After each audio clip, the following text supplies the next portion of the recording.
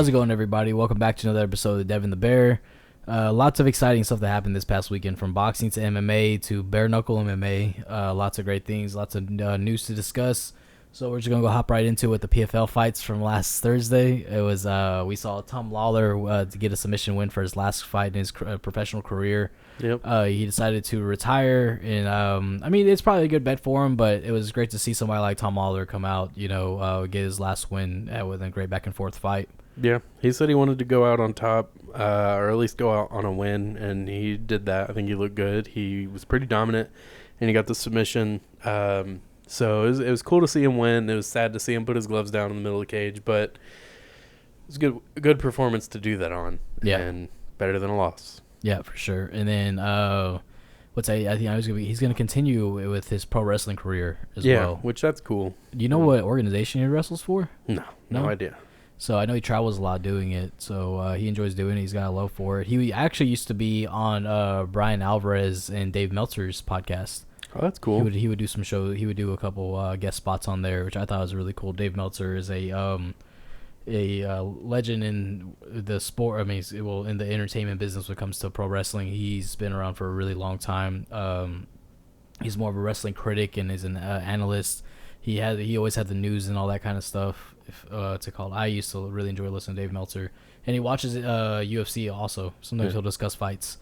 And so the other prelim fight that was on the PFL card was Carlos Antonio Jr. versus Vinny Magalhaes. Antonio Carlos Jr. Antonio Carlos Jr. It ended in a no contest from an eye poke, which sucks to see because we were finally going to see Vinny Magalhaes back. And it's just real unfortunate to see that eye poke caused the end of that. But I'm sure he'll be back. Vinny has always kind of had his foot in the door with all types of careers paths when it came to either fighting or jiu-jitsu or something, Yeah. So he always looks good in jiu-jitsu competitions until he goes against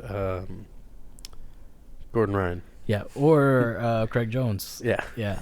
And if you've never seen it before, go look up Craig Jones versus Vinny Magalhaes. They had a match last year. I think it was under Chael Sonnen's organization. I think it's Submission Underground, right? Yeah. And Craig Jones and the whole team of John Donahue's, like all of his proteges and all of his students, they go for leg locks. They go for him quick, and they'll snatch your fucking ankle, get you in a knee bar, anything. I mean, they're quick on it. And Craig Jones ended up twisting Vinny Magalhaes' ankle pretty much in a complete 360. It was a very, very rough submission that he didn't even tap to. I think I forgot what ended up happening, but eventually the match ended up getting ended up ending. But it was a good match to see. I like Craig Jones, so it was always entertaining. So for the main card, though, we had UFC vet Chris Camozzi defeat Carlos Ferreira by decision in a fight that I didn't expect to go that way. Cesar Ferreira, I'm sorry. Yeah. Cesar Ferreira. Chris Camozzi came out and looked good, and I'll be honest, I didn't expect that, especially after his last performance. He just didn't show us that he was a killer anymore. Yeah. So him coming into this fight, he's a lot more aggressive and active. So that was cool for him. He got the decision win. Cesar Ferreira is no joke. I think, though, that Cesar Ferreira is in the semifinals and Camozzi is not. So it didn't matter ultimately. But good for him. Yeah, Cesar Ferreira he was coming in, man, and he was looking sharp. He had that first round knockout in like 37 seconds in his last fight. It sucks to see him lose, and then Chris Camozzi still isn't in the semifinals. He's on the top 4 bracket. But he dropped him a couple times as well. He had him. Yeah, it was a good hurt. fight. It was very back and forth. Looked good for both of them. Yeah. So and then we had the fight after Emiliano Sordi. He defeated Dan Spawn by decision, 2 light heavyweights, and that was a pretty fun fight as well. Those guys were just thrown down. There was a lot of headbutts, but it's just because they were opposite stances. Usually when you see opposite stances, there's going to be a clash of heads whenever someone's going for their backhand strike, if they're going for like a right straight or a left straight. And we saw them both just kind of grind out towards the end of the fight. I mean, they were both pretty tired after the fight too. They were really working for whoever wanted to be put to the next level, and Emiliano, he actually clinched that spot. Yeah. I think Dan Spawn might need to find something else to do with his time. He's a good fighter, but he's not a great fighter, and that's kind of been the story of his career. Right. So, no hate on the guy. I like him, but it's just not looking good for him in the MMA He world. stays very busy. He's a correctional officer. He's a family man. I mean, but whenever you're facing guys at such an elite level as even just the PFL, you have to fully dedicate all your time to this if you want to do something with it. It's pretty remarkable to me to see him, to see Dan Spawn still be able to have such a busy life and keep up with a fighter's lifestyle as well. He was actually on the Ultimate Fighter season, Edgar versus Penn. And even then, I mean, that's whenever he had gotten noticed and stuff. But so we'll just see what's next for Emiliano Sordi. The semifinals are coming up for the light heavyweight division. So yeah, and with that, the semifinalists are Antonio Carlos Jr. and Emiliano Sordi are set up to fight, and then Cesar Fajea is set up to fight Martin Hamlet. I think both of those fights on paper should be great, especially the Cesar Fajea and Emiliano Sordi fight. I think Cesar Fajea gets the win on that fight, but yeah, I think so we'll too. see. And so the co-main event, we had Ray Cooper III take on Nikolai Alekshakian, and that was a decision win for Cooper. It was a good fight though. The first round I gave it to Nikolai. I thought Nikolai took that first round, but Cooper came out and he was able to match the pace, land the better striking. It was obvious that he had the better striking once that second round started, and then he was able to wrestle with Nikolai. When you see a last name like Alekshakian, you just kind of know he's probably going to wrestle with him. And so I think when he had tried to, though, Ray Cooper was able to stuff a lot of those takedowns. He was able to, and then he was able to take him down. You could tell he didn't expect Ray Cooper to be as good at wrestling as he is. Yeah. But, I mean, Ray Cooper's good at anywhere. He's a phenomenal athlete. Second generation MMA fighter. So. Yeah, any amount of athleticism he's going to be able to meet you at. Yeah. So as long as he's got the work ethic, which he does, he's going to be good at anything he does. And for the main event, we saw Gleison Tebow defeat Rory McDonald by decision, and a really fucking controversial decision. This was no one agreed with it except for Gleison Tebow. Yeah, of course. Rory McDonald even retweeted Verdict's global scorecard where it had him winning. Yeah. And he just was like, yeah, enough said. I don't know what else I'm supposed to do. He said it's not our fault if the judges can't get the fight right. We shouldn't have to live in fear of it going to the judges because the judges can't do their job right. Yeah. We should just have to go in there and fight, and that's it. I feel like it's been a little while since we've seen such a controversial decision as well. Yeah. And, just with that, because I remember watching that fight, the first round, there's a bad eye poke by Rory McDonald, and then there's a cup shot by Gleison Tebow. And in the second round, which, I mean, I don't see why you would take a point in the first round. I don't think they did. And but I still give that round to Rory, though. Gleison was able to kind of have these quick flurries in and out with him. And he's successful with them, but I still thought Rory was getting the better of the fight. The second round was just all Rory McDonald. Third round, we saw another eye poke from Rory, which I feel like that would make it, if the ref decided to take a point, which he didn't, it would make it a 9-9 round, which is still a majority decision for Rory McDonald. I don't really see where Gleison won that fight. Yeah, I think they just he looked to be a lot more active and be the aggressor throughout the fight. Yeah. So I guess that's all the judges paid attention to. I don't know. Oh. I mean, but it's one of those things where it's like it's not the late 2000s anymore. Well, this is like it's 2021. And I feel like with that, it's like back then, 2009 and shit like that. Like you would see guys who were the aggressor, but they weren't doing anything with it, and they would win the fight. Yeah. It was kind of like it reminds me of Diego Sanchez versus Martin Kampmann. The entire time, Martin Kampmann's just piecing up Diego Sanchez, Diego Sanchez obviously the aggressor, but he's getting beat up the entire time, and then he wins by decision. And it's I don't know who was judging those fights, but who was judging that fight. But they probably should really reevaluate their judging because that's just very It was a one-sided fight for most of the fight. You know. Yeah. So, But that gets to the welterweight semifinals, which saw earlier in that night, you had Joao Zeferino get a submission win and Magomed Karamov get a win. So they're both going to fight each other in the semifinals, and then Rory McDonald's going to fight Ray Cooper III in the semifinals. Really? And I feel like that's the championship fight right there. They I should feel have saved that fight. Yeah, I feel like they should have. That's the fight that is going to be the most exciting fight. Yeah. I really think that. I wish they would have held that fight off for the finals. Yeah, but we're just getting a gift early. That's all. Yep. Hey, it's all good. It works itself out. So other news.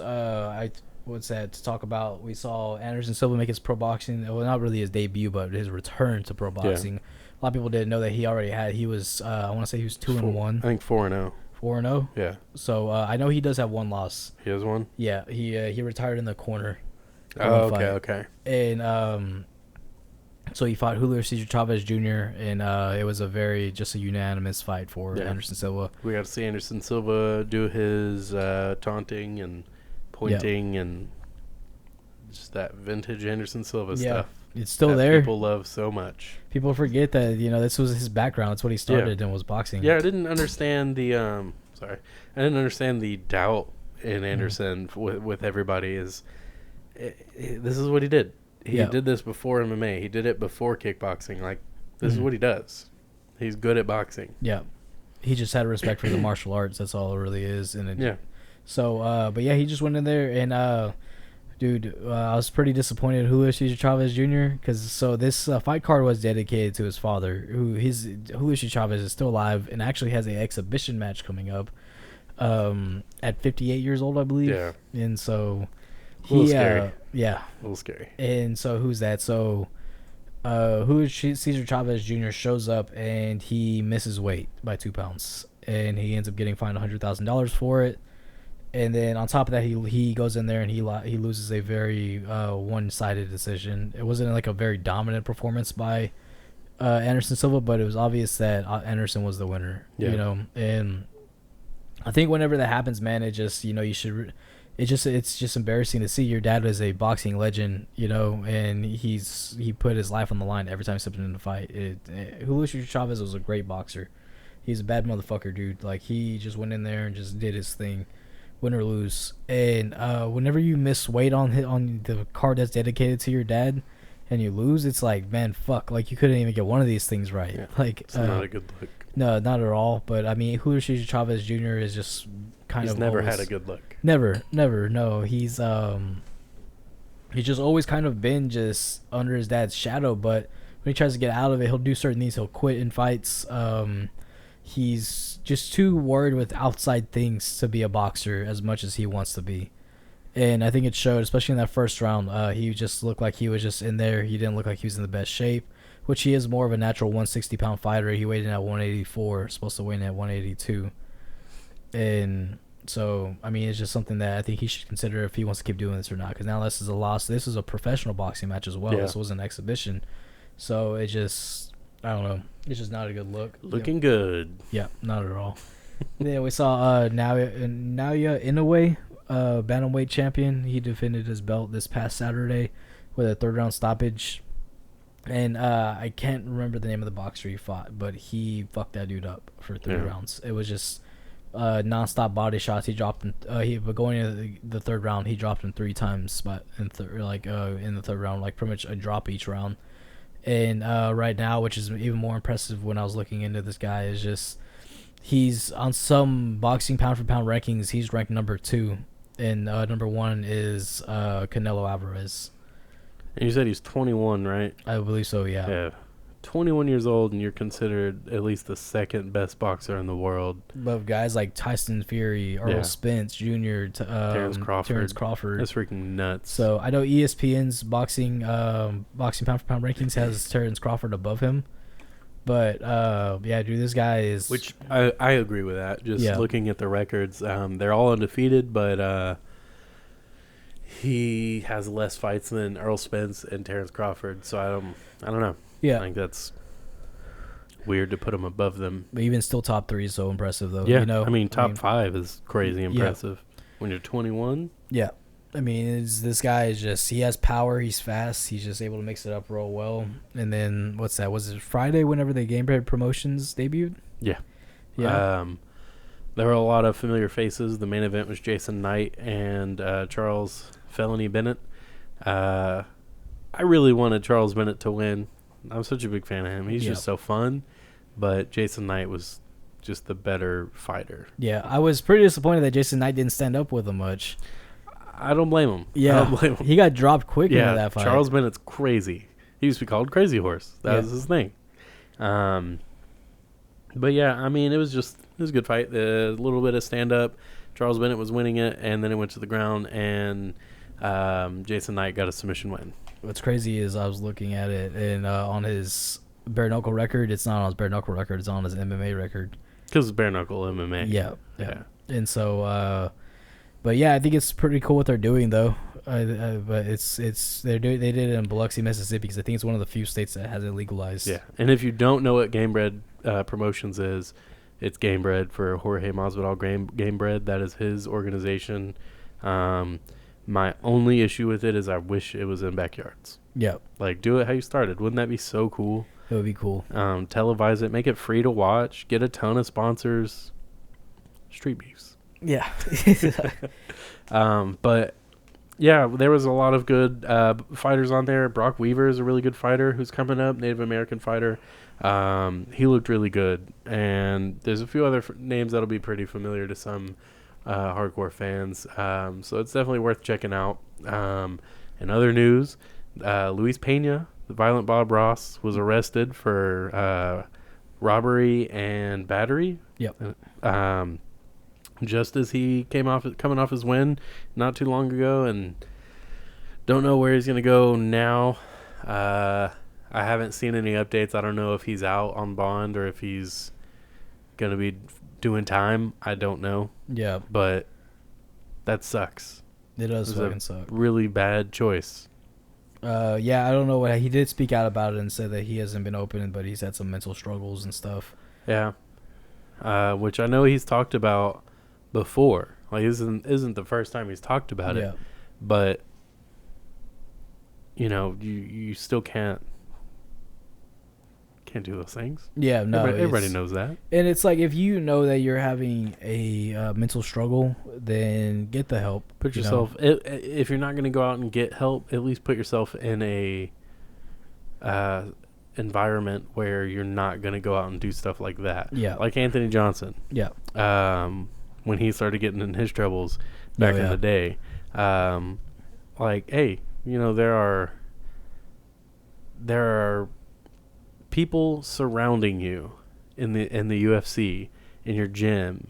Like, you don't have to go to environments that might make you angry to where you might hit the wrong person. Yeah. Or a different gender. It's all yeah. Good. Yeah. But yeah, man, it sucks to see it. I hope whatever happened, he gets the help he needs. Hope the people that he assaulted and broke in their house, I'm hoping they're okay as well. Because I feel like, as much as we're fans of MMA, we have to also, have hope for the best and have I don't know what the right word is, but like it's like we have to hope for the best and respect the victims. I mean, this guy broke in someone's house and he assaulted them. So I'm hoping that justice is served in the way that it's beneficial for everybody. Yeah, that's what I'm saying. I don't know if he's doing time or not, but he might. Yeah.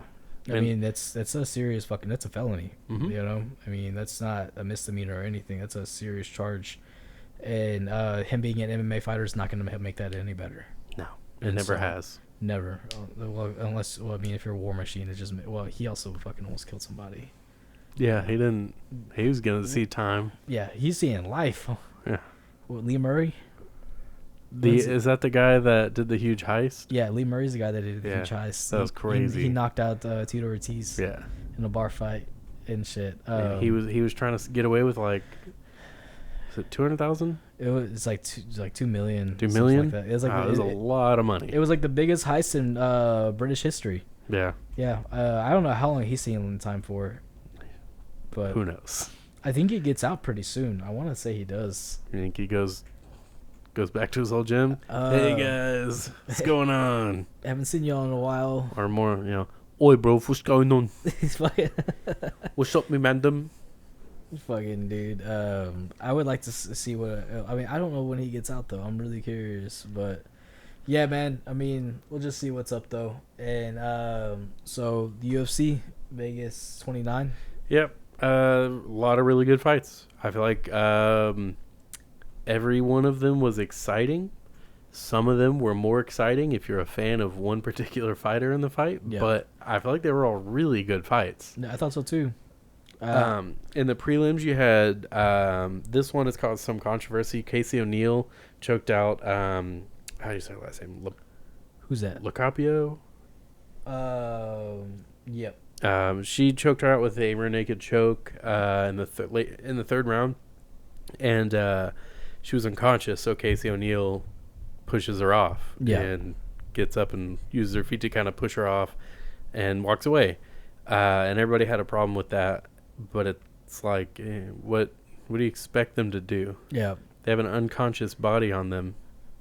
You gotta push it off and then move away. Yeah. The ref wasn't gonna do it, so.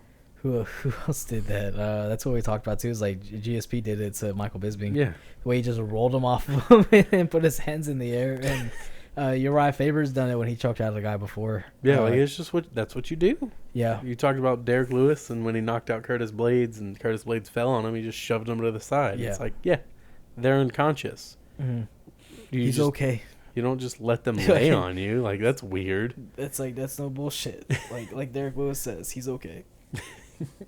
But yeah, man. I mean, it's a hard position. Yeah, you do have to be a little careful with the unconscious body on top of you. Who's trying to, but they're gonna wake back up hopefully. Yeah, and it's not like she threw the girl off of her. She just kind of pushed and then was like, eh. I think the only time it looked bad was just the way she grabbed her head whenever she was pulling her head away from her to move her body. She just put both of her hands on the side of her head like a fucking Great Khali head crush. Remember when he used to do that shit? And she just pushed it to the side. I mean, get off. What's that? I mean, wake up and get off. What are you doing? What's it called? But yeah, no, man. She looked great though. Yeah. That fight was a tough fight, and a lot of it was on the ground, and she ended up getting the submission win, even though she didn't always have the dominant position on the ground. She had nearly a crucifix several times. Yeah. But it was a good fight. She looked good. I don't really have an issue with her pushing an unconscious body off of her. I don't think there's anything wrong with that. Now, if you're shoving them off in complete disregard, that's one thing. But no, she's just trying to get it off of her. Like that one dickhead, the get back her flip off of that her. guy. Remember that? The front flip, and he jumped on his spine. He really technically didn't even knock him out. He knocked him. That guy knocked himself out. Yeah. See, that's just too far. He got disqualified for that. Yeah, he did. Yeah. Immediately. Yeah. Fuck that guy. Another what were we gonna say? I was just gonna move to the next one. Another prelim fight. It was Hanako Murata and Virna Jandiroba, and I feel like that was a great fight. The first round was amazing. Yeah. Virna looked great. Her striking looks very improved, and then she pulled guard, and Murata just started landing heavy strikes. And Virna got a hold of an arm, and Murata she did exactly what you're supposed to do. And it was a really, really tight armbar. She stayed on top, and at one point, her 2 seconds left in the first round, she leans on her elbow, and it kind of pops a little bit. And I don't know who all has caught that yet. I think a lot of people haven't seen it yet, but we caught it. Yeah. Here at Devin the Bear, we caught it. And going into the second round, we talked about it, and we kind of noticed that Murata's arm is just kind of limp. Yeah. And she's just kind of bouncing around with a bit of a limp arm, and then she throws a strike, and I think that it made things even worse. And after that strike with her left arm, her arm just stays at her hip. She got kicked in the arm, too. Yeah. She got kicked in the face, too, because she couldn't lift her arm. Yeah. Her arm got jacked up somewhere, and the whole second round is her with her left arm at her hip and Virna just piecing her up. And the doctor stops it after the second round. But she fought that whole round with something that's wrong with her arm. I don't know if it was dislocated or broken, but yeah, it looked dislocated. it did look dislocated. Yeah, It didn't look broken. you see the joint. But it looked bad. It looked real bad. And it was just it's tough to see. But I mean, she held in there as much as she could, though. Even though she knew, I know that arm had to be bothering her a lot. But doctors noticed it. They were going at the end of the second round, and then they ended up calling the fight. And it was really hard to watch because she wanted to keep going. Yeah, and she starts crying, and it's really sad. But like, hey, your health matters too. Yeah, I mean, she'll live to fight another day. If it's dislocation, then she'll be back a lot sooner than expected. It's probably just harder for her because I'm sure she doesn't she doesn't live in the U.S. Yeah, so she didn't get to fight super often. I think she did fight sort of recently though. Yeah, so she fights. She fights often. as often as she can. Yeah. So, but either way, though, then we saw Chaos Williams pick up a decision win over Matthew Simmelsberger. I almost said Schmiegelsberger. I don't know why. Ow. That was a really good fight. You had Simmelsberger, I think, landing the better shots. But Chaos Williams was just pushing, landing more shots. The other word I was thinking was Smegmasburger. But it was an entertaining fight. Chaos Williams just looked, a bit more complete. Yeah. But Simmelsberger came to throw down. That's what he did. It was a great fight. Chaos Williams got the decision win. Yeah. And after that, you got Matt Brown knocking out Diego Lima cold. He has now knocked out both of the Lima brothers. He fought Douglas? Yeah. Really? Yeah. In 2007 or 8. Are you fucking serious? Yeah. That's insane. He's knocked them both out. I did not know that. So it went. The first round was really good. I thought that it was going to be a first round knockout, but I had it picked for a second round knockout on the verdict app because I was like, I think Douglas is good and he's going to stay away. I don't blame him. I don't blame him either. But that's what Matt Brown likes. He likes for you to back up. Yeah. That way he can push you into the cage, and that's exactly what he did. He has long reach, too. And Diego has long reach too, remember? Yeah. But Matt Brown ended up getting backed against the cage, and as he was coming forward, they got an exchange. He just lands a nice hook straight to the face and put him out cold. It was dirty. And then he walks up to the camera and he says, "How's that for 40?" Yeah. And I was like, hell yeah, man. He's been doing it for a very long time, man. I didn't expect it. I thought Matt Brown was kind of on his way out, which I still think he kind of is. He is. I mean, he is. I don't know if this sets him up for like some sort of title run, but imagine he fucking goes in there and out wrestles like Gilbert Burns and shit. Outstrikes Stephen Wonder. He has a win over Stephen Wonder. Yeah, I was about to say he already beat Stephen Thompson. Yeah, he has. That was on his like pretty much his road towards the title run, and then before he lost to Robbie Lawler. I think he could beat Leon Edwards. You think he could? As much as I like Leon Edwards, I think he's too slow a starter. Yeah, you can't do that against Matt Brown. Yeah, Matt Brown, if he touches you, you're gonna feel it. I think Leon Edwards gets touched in the first round and gets knocked out. I mean, we saw him get knocked out. That was in the fifth round. That was in the fifth round. Leave him alone. Diaz fan. Shit! Whoa. But no, yeah, Matt Brown looked amazing. I'm so happy for him. Lima will be back. He'll be back. Matt Brown, this is his time though. He's gonna go out looking good. This is so I wanted to ask you this, and I know I kind of did the other day, but it has nothing to do with the card. But so Douglas Lima is a head coach at a gym, right? Do you feel like this kind of deteriorates his brand as a head coach if he's still fighting and going out there getting knocked out like that? I don't. I think a lot of times there are coaches who have fought and had pro careers and they're very spotty, but I think they're great coaches. Yeah. Everybody recognizes that Mike Brown is an amazing head coach. Yeah. But, you look at his career and he had a lot of losses towards the end. Yeah. It's perfectly fine. Dwayne Ludwig, he had a lot of losses towards the end. Yeah. Travis Lutter, he's got losses. I don't think it makes you look bad. I think they're separate things, and I think the people that matter can separate those two, and they'll know. Yeah. it's not like having, like if Chuck Liddell was your head coach Yeah. and the way he goes out there and fights, it's kind of like, is that what he tells you to do? Don't do that. Mike Brown, Diego Lima, they're not going to go in there and tell you to fight like them. I'm also not claiming that Chuck Liddell would tell you to fight like him.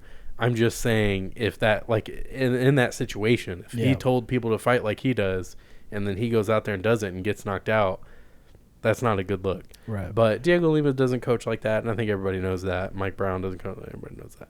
So Diego Lima, I think it's fine. And I also don't think that he's going to go out there and keep getting knocked out. Right. He'll get back on track. He'll be back. Matt Brown is just, the immortal. What are you supposed to do? But yeah, so I just thought about that. But yeah, we saw Bruno Silva win by a ground and pound knockout over Wellington Silva. Dirty one. It was nice, man. It was rough. It was Bruno Silva. What was it? The first round, right? Yeah, it was first round. Bruno Silva was on top and guard, and he just started throwing some left hooks, and the first couple of ones landed, so he started throwing a little heavier, and they just caught him right on the chin and put him to sleep. Yeah, and it took Termin a long time to get up after that knockout. It was a rough knockout. Beef Wellington. Yeah, I wish he would go by Beef Wellington. And he's a big dude. He's a big beefy. fucking guy. Yes, dude, it makes sense. Beef Wellington, but he's Brazilian. So he'll probably try to find something cooler. It would be, who knows? It'd be incredible. But yeah, man, just another good knockout. Then I don't know. This card was just really underappreciated. I feel like it was when I went back and watched these fights. I was like, this is a fucking good fight. Like this is a good fight card. I also feel like with this fight card too, though, I feel like with how much it's kind of a strong word to use, but like disappointed in last week's fight card. Like this one delivered that. It's like, okay, this is why I enjoy watching. I think so this shit, too. Because again, even the fights that did go to decision, they were great fights. Yeah. And some of them more if you're a fan of one fighter in particular. But right. I don't feel like any of the decision fights. I don't feel like there was ever a fighter who was completely out of the fight. I feel like they were always there, and they looked good up until the end. Yeah. Go ahead. No, go ahead. I was going to bring up the next fight is one of the decision fights, Cheeto Vera and Davey Grant, Marlon Vera. Marlon Vera, he just was the better fighter. Yeah. And Davey Grant couldn't keep up. And even in this rematch, I mean, it showed that because Davey Grant's been knocking people the fuck out since they've last fought. But, and he's great on the ground. Yeah. And he's a solid dude. I did not know he's 135. When I found out they were fighting, I was like, there's no fucking way. He's lean. Yeah. And he's a solid dude, man. And then with Cheeto Vera, he's always fun. I always enjoy watching his fights. Yeah, he's always fun. Yeah, and he's coming off of his loss to Jose Aldo, which I feel like besides the last round, I felt like he was winning that fight. Yeah. But yeah, he's coming off of that loss, so he needed this win to prove a point because he had a lot of hype that was kind of killed because he beat Sean O'Malley. Then after that, he loses to Jose Aldo, and he comes back and he beats David Grant by decision, which I think is important because it shows that Cheeto has changed a lot since they last fought. And because their last fight, he lost to David Grant by decision. Dude, one of the coolest things I saw though was in the first round, Cheeto Vera was throwing these like tie clinch elbows. Yeah, and he sliced them open good. He said he learned that, or he was inspired by John Jones. Really? Yeah, he's like, I love watching John Jones. Did he hit a pregnant woman after? With his car? Yeah. No. Oh, well, I mean, I hope not. I don't know. Did he beat up a stripper? I'm not hanging out with him. I don't know. Does he do cocaine? I don't know. Does he hide under the ring? Take dick pills? I don't know. Yeah. Anyway. That I definitely hope none of us know, but yeah. Cheeto Vera looked fantastic, but again, Davey Grant there was never a point in that fight where he looked done. He was fighting back the whole time. Right. He just couldn't keep up with Cheeto Vera. So it was a very exciting fight, pretty bloody fight. It was really good. Yeah. And then you had Julian Erosa and Sung Woo Choi. Yep. Sung Woo Choi. Which I had Sung Woo Choi picked by decision, and he won by knockout, which I did not expect. But I was very happy. I don't think anybody expected that, though. I didn't expect it. I had Julian to win by knockout, and I was wrong. on the Vertic MMA app, I don't think I got any fighters right.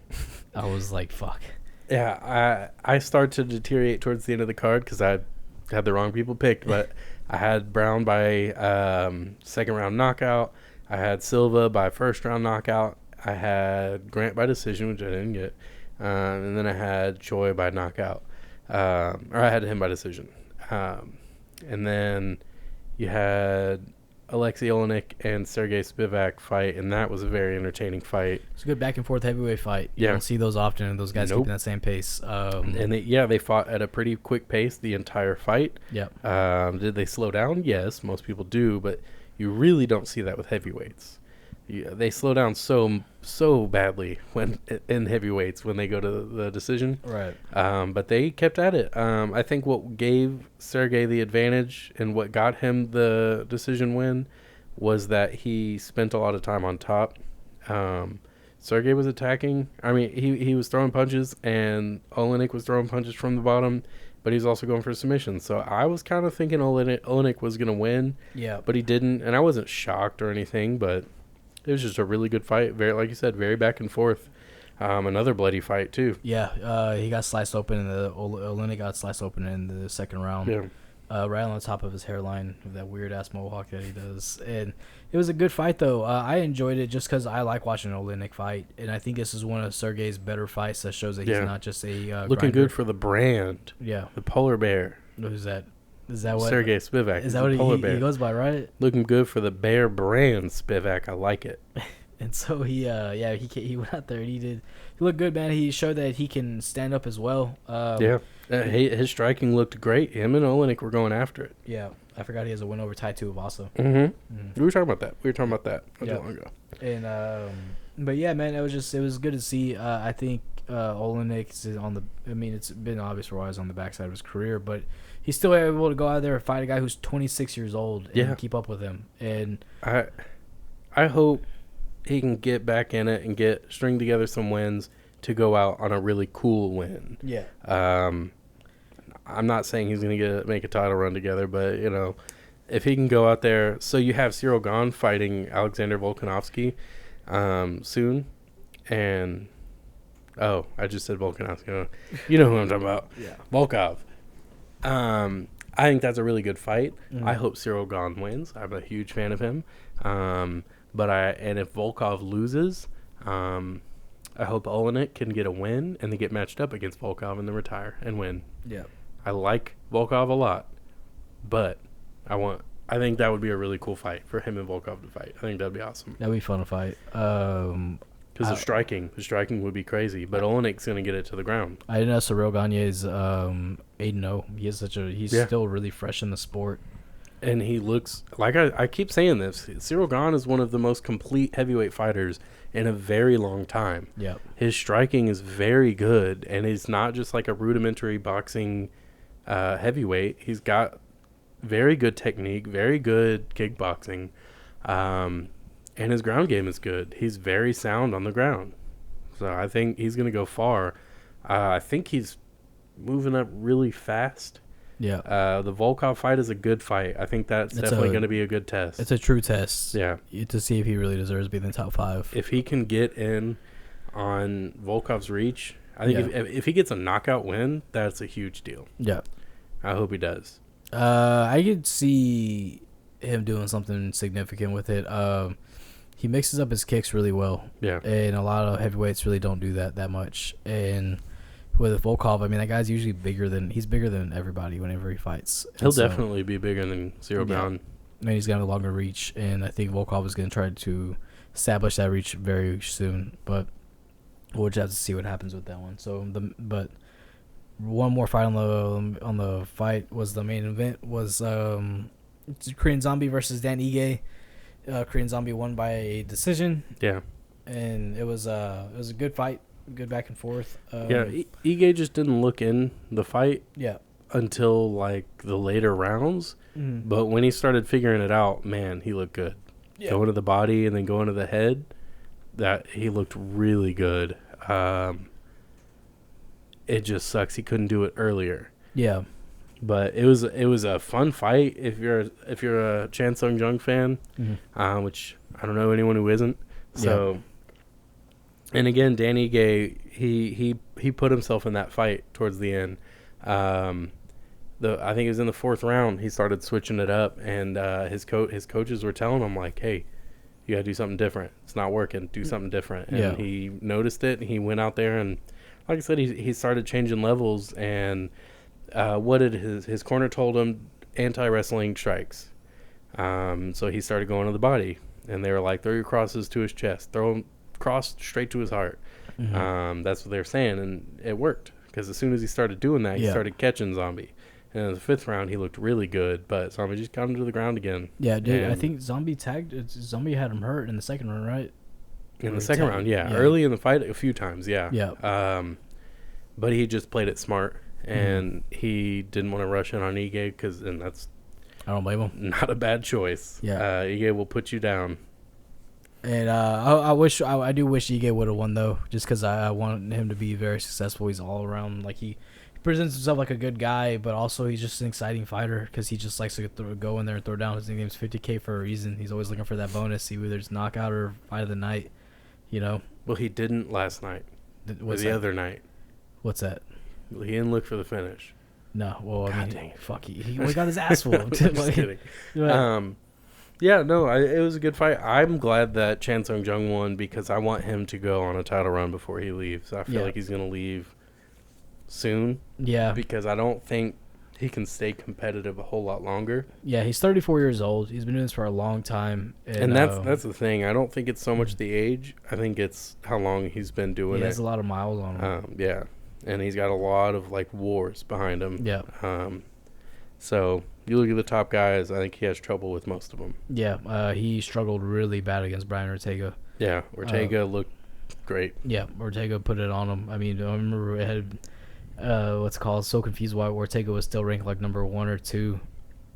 He hadn't fought since he got beat up by Max Holloway. He comes back into that fight. So that's his comeback fight. And he fucked that. He really did fuck up Chan Sung Jung. Like he beat the shit out of him. He dropped him a couple times just within the first 2 rounds. But I think Chan Sung Jung, he said that a fight with him and Max Holloway makes sense. And I mean, I agree. I think that's I think for Max Holloway, besides the title fight, that's the most exciting fight I can think of. Yeah, and so whenever Max Holloway comes back, he pulled out of his fight against Yair Rodriguez, and right now they're talking about Giga Chikadze taking that fight, which Giga is freaking crazy. He's always taking fights on short notice, man. He's okay with it, though. That's what's scary. And he not only is he okay with it, but he goes in there and he wins. Yeah. Every freaking time. So that dude, he's going to be difficult for Yair to beat, but that's what Yair does. Yeah. Is he beats the guys who are difficult to beat. Look what he did to Chan Sung Jung. Yeah. I think that's what that fight made me mad. I thought Chan Sung Jung was winning that fight. Just a few seconds left and he would have. Loses by a back elbow. Which we tried to explain it last week. Again, if you haven't seen it, just look up Yair Rodriguez elbow KO. And it'll come up. It's freaking weird. It's hard to explain. It's out of nowhere. I don't know how he bends his arm that way. Like, I feel like I would tear my rotator cuff. You're basically doing a Kimura to yourself almost. Yeah. They just, like, yanked that bitch up there. And I was like, damn. Like, but yeah. It was, I don't know. We'll see what happens, though. I think Giga versus Yair makes a lot of sense. Yeah. I think it makes more sense than him versus Max. Because, like I was saying, it's just like, Yair Rodriguez has been out for a little while. He got in trouble with the whole USADA thing. And then, but we've never really seen, like, Yair ever really get tested. Like, he's been tested against top fighters, but not at that certain level. And I think, what's that? Anytime he gets a chance to do so, he fucks it up somehow. And I think him versus Max would have been a very tough fight for him. But I think him versus Giga just makes more sense. He has to go out there and prove why he's one of the best. And I'll be honest, as exciting as that fight is, I think Max Holloway would have just pieced him up the whole fight. I think so too. Yair likes to make you get scrappy so that he can catch you with something cool. And it's not that he's trying to get a cool, flashy knockout. That's just how he fights. So whenever you start throwing down with him, he'll catch you. Yeah. Max Holloway, he doesn't, as much as Max Holloway likes to make it seem like he's brawling and throwing down with you, he's not. Yeah. He's got amazing technical boxing in MMA, and he looks good doing it. Yeah. He keeps you at a distance, and he just punches you in the face. So I wouldn't say it's so much of a brawl, but that's what Yair would want, and that's not what Max Holloway would do. Yeah. I don't think Yair would get in on his reach. I don't think so either. And I think Max Holloway would just be 2 steps ahead of him the whole fight. Yeah. But yeah, I think him and Giga just make more sense though. And I agree that Holloway and Zombie make sense. Yeah, I think that makes great sense. I think let him rest up. They both look like they've learned a lot since their losses. So I wish Max Holloway would fight more often sometimes though, man. Yeah. Just he hasn't fought since January, and it sucks. And then they finally find him a fucking fight, and then he gets injured. Yeah. It's like, God, man. So he's probably gonna be back to like maybe fall. Well, and so, which gives Chance to be ready. Yeah, gives him plenty of time to heal up after a 5-round fight. I don't know, Dana. It makes sense. Yeah, make it happen. Fuck Sean Shelby. He doesn't know what he's doing. I don't. Yeah. He's a matchmaker, I guess. He's the name I should have said. But sometimes I miss Joe Silva, then I realize how much of a piece of shit he really was. Yeah, the stories you'll hear about Joe Silva are crazy. How poorly he treated people. Yeah. I mean, it was business. Yeah. But come on, man. It's only business. They're humans. Yeah.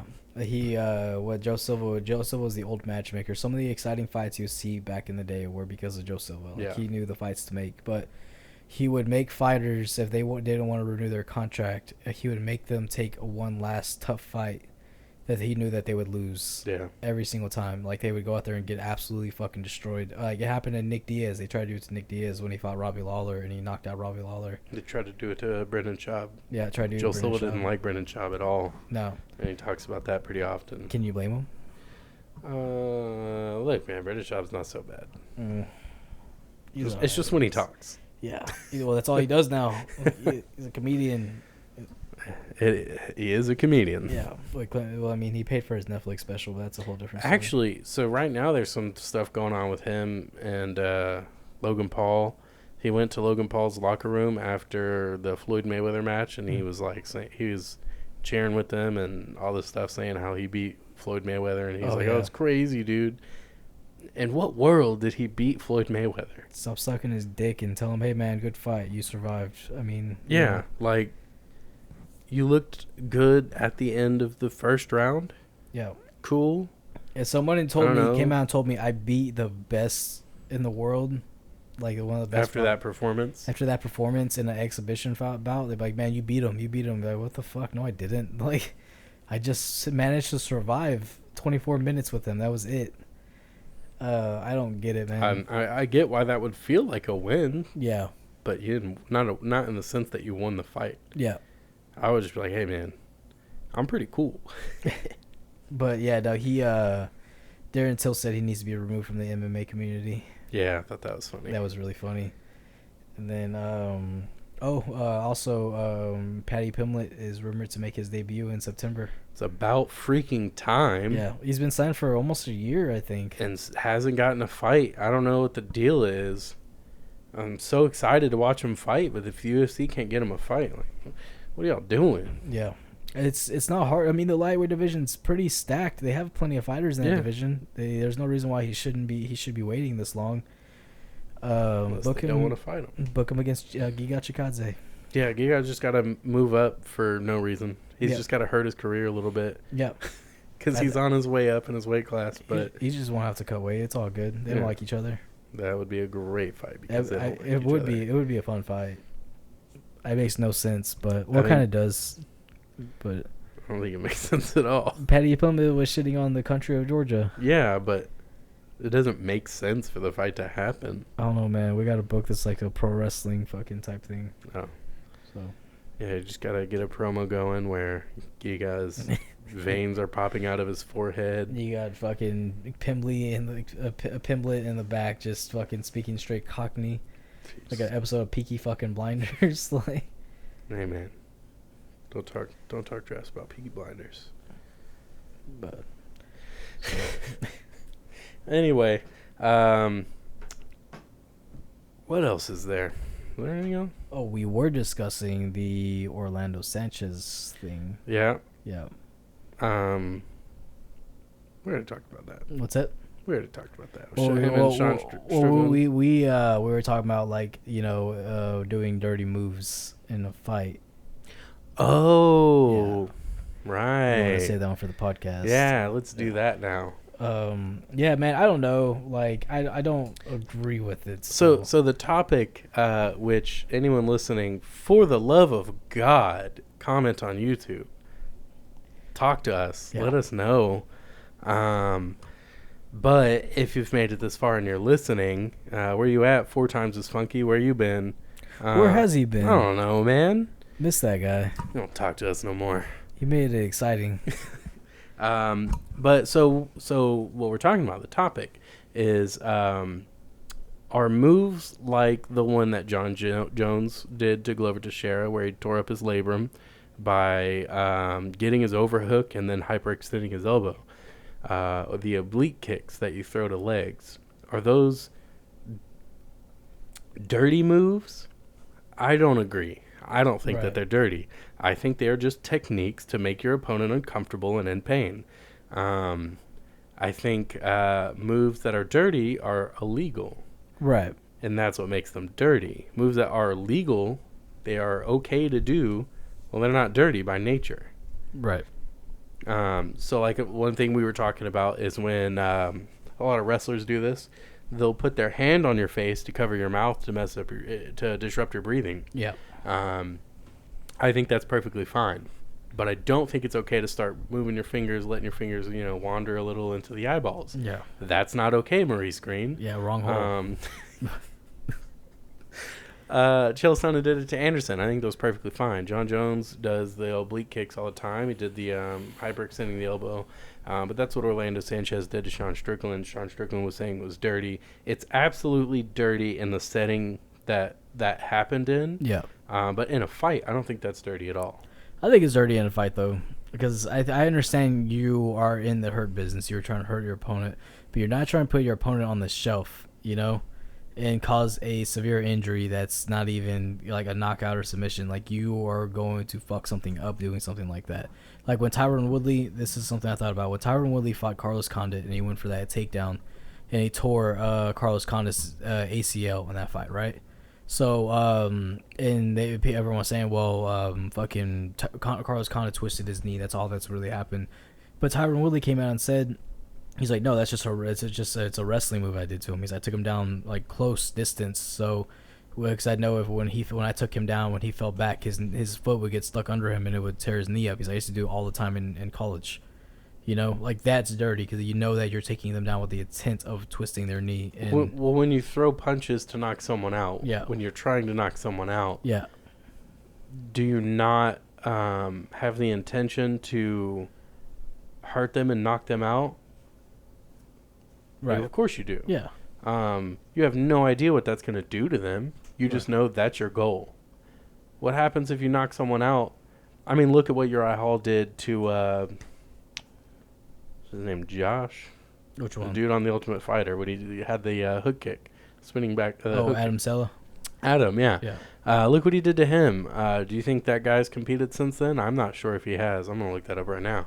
But that's the reason that Uriah Hall feels bad, is because he thinks it's dirty. Like, right. No, man. Look at what Chael's telling you. This is what you do. You went out there and you did your job, mm-hmm. and that's what's expected of you. You did nothing wrong.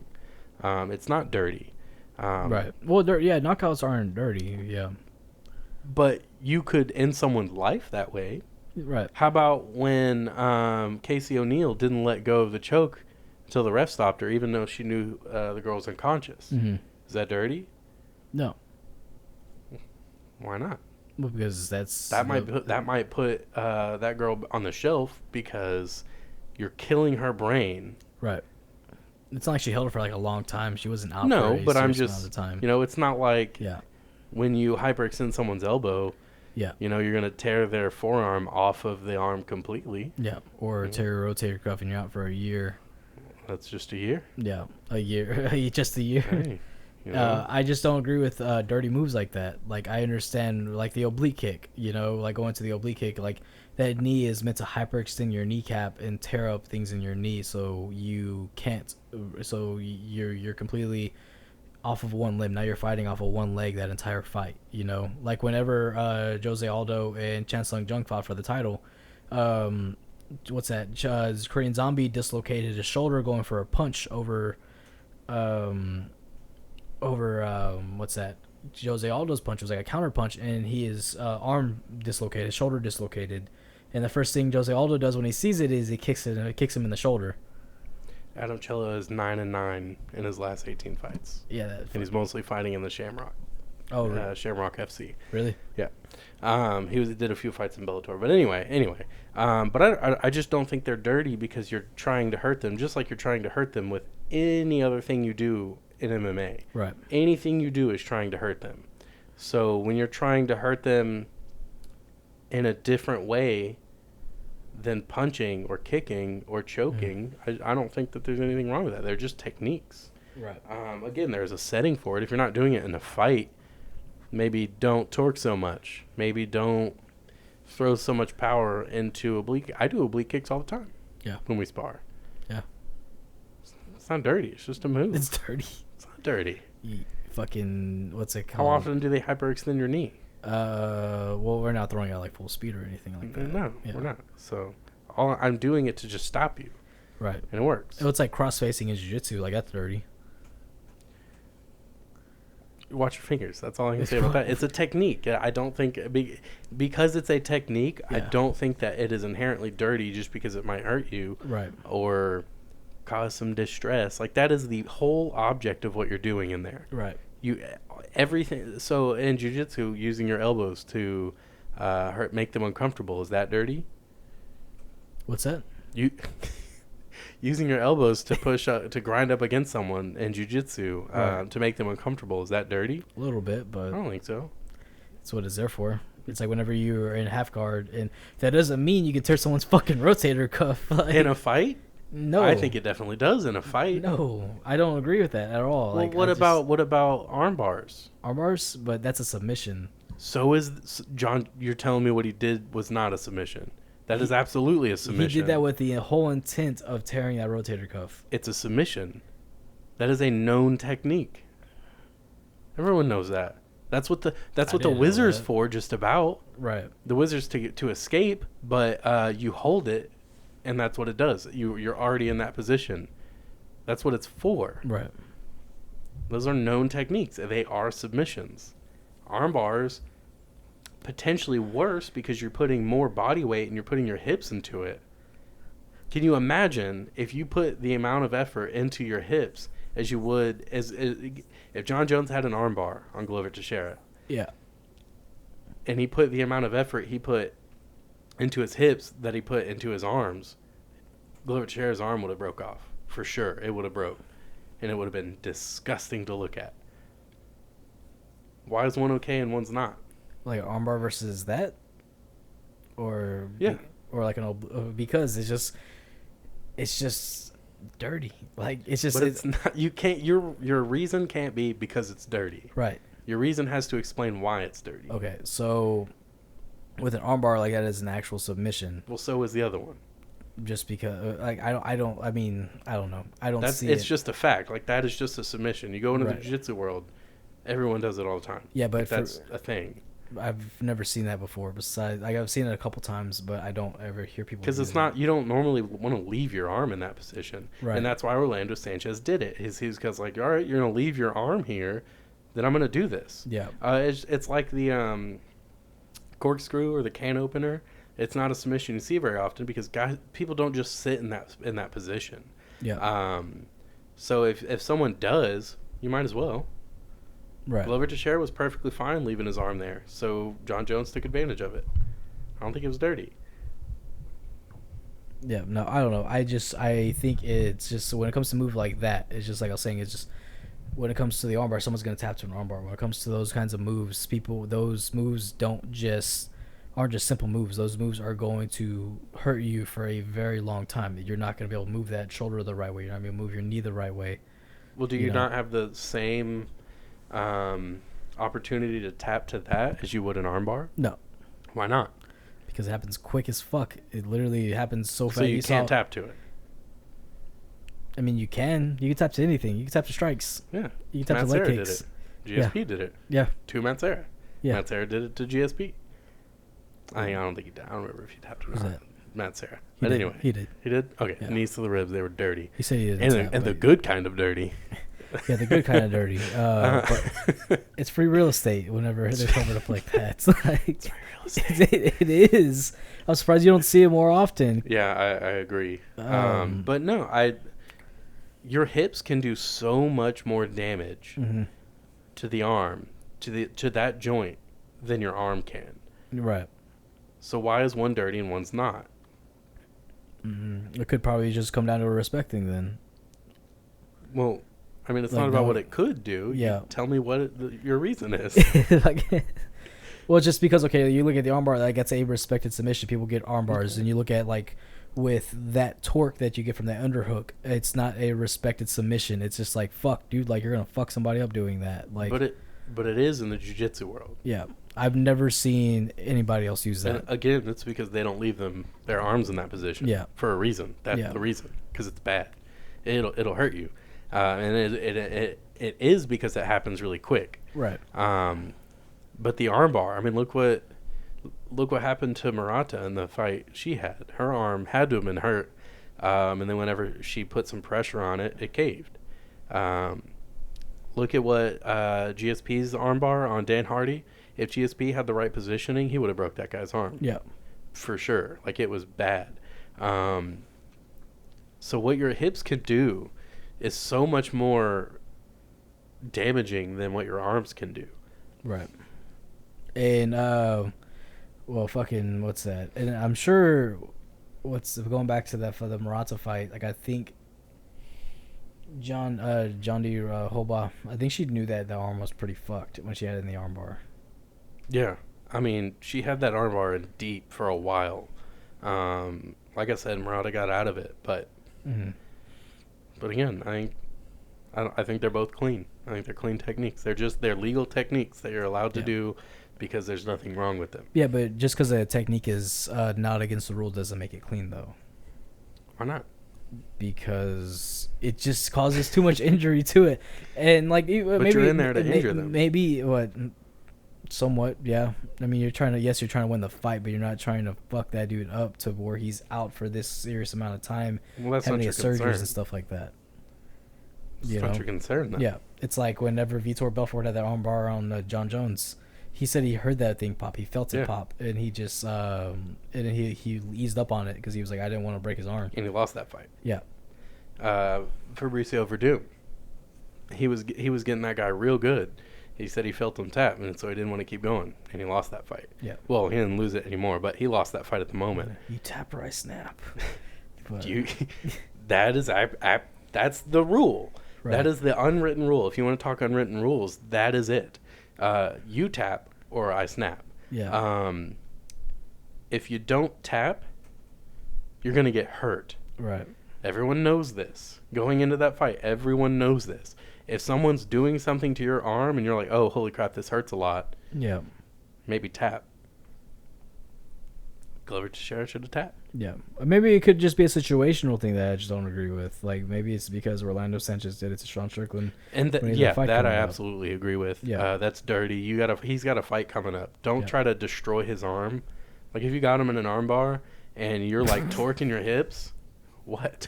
I just, he fucking backhands him in the face after he He does does the back fist. Yeah. And Orlando Sanchez just takes it. It's like, okay, what's wrong with you? Why'd you punch me in the fucking face? And then he front kicks him to the gut. And he doesn't even move. Like, But no, I agree with that. In that setting, it's very dirty, because you're there to help each other, and if you're just trying to hurt the guy, that's not good. yeah. But in a fight, there's nothing wrong with it. Yeah. You're trying to hurt them. You are trying to injure them. You're trying to go in there and do whatever you can to put that guy away. Yeah. So if that means hyperextending his elbow, putting some torque into it, tearing something up, make him stop, make him quit fighting you. Do what you gotta do. Yeah. Now, if you move that around and you start doing it to his fingers, that's dirty because that's illegal. It's manipulations of joints, yeah. Yeah, so you're not allowed to do that. Mm-hmm. You do it to his wrist, that's a submission. I can't remember what it's called. There's a submission in jiu-jitsu where you have their forearm in a key lock and you're bending their wrist backwards. It's a very easy one. Most people aren't going to do it because most people, again, they don't leave their arms there. But you end up like this and they're pushing your hand down like this. Yeah. So it's, which I know nobody can see what I'm doing. But it's pretty much your hands going the opposite way. Yeah, I'm at fold your hand backwards and see, it hurts. Yeah. That's what it is. So that I think is perfectly okay.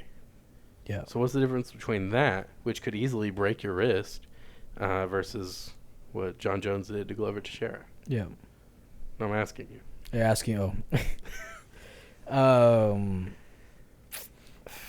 don't know, man.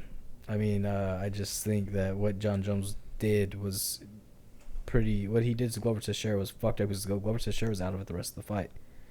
He couldn't do anything with that. He could barely even pick up his left arm. And that's how John Jones won. Yeah. So. You gotta do what you gotta do to get the win. Yeah. Apparently John Jones take that serious. So. I mean, you should. Yeah. Well, I mean, like, doing it what worked he has out to for do. him, didn't it? I mean, fuck, dude. I'll bring up drug tests, goddammit. So, like, you can't bring outside of the cage stuff because I'm specifically talking about in the cage. It affected inside the cage, though. Yeah, but we're not talking about that. Has nothing to do with what he did to Glover Teixeira's arm. Oh, I thought we were talking about like just career wise. No, I was gonna say affected a lot. So this is what you have to do to try to make yourself sound right. I'm not sounding right. It's obvious you're sounding right now. But prove me wrong. I can't.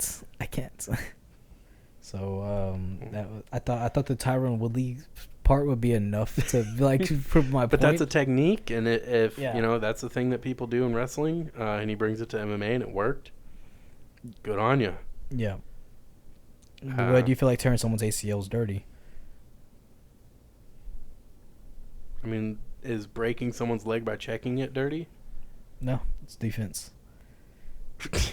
Well, one's offense. Why is it dirty? Well, I was just asking because it's just like, okay, one is a defensive move and the other is taking someone out of the fight game for 9 months. Well, technically, you're just trying to take them down. Yeah. Well, no, that was like the way that he took him down. He even said that. That was the intention, but you never know. Yeah. So it's the same thing as checking a leg kick. You never know if it's going to break their leg in half.